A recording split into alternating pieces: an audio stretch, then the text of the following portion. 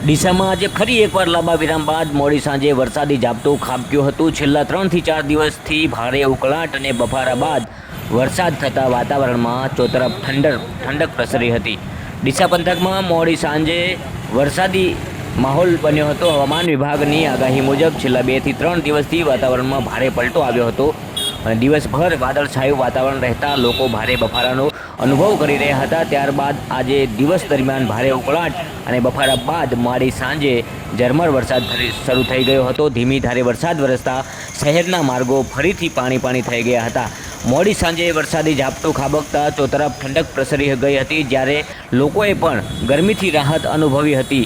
ઉલ્લેખનીય છે કે 10 દિવસ અગાઉ ડીસા સહિત સમગ્ર બનાસકાંઠા જિલ્લામાં બિપરજોય વાવાઝોડાએ ભારે ધોધમાર વરસાદ ખાબક્યો હતો। તેના કારણે અનેક વિસ્તારો જળબંબાકાર થઈ ગયા હતા અને હજુ પણ કેટલાય ગામડાઓ પાણીમાં સુકાયા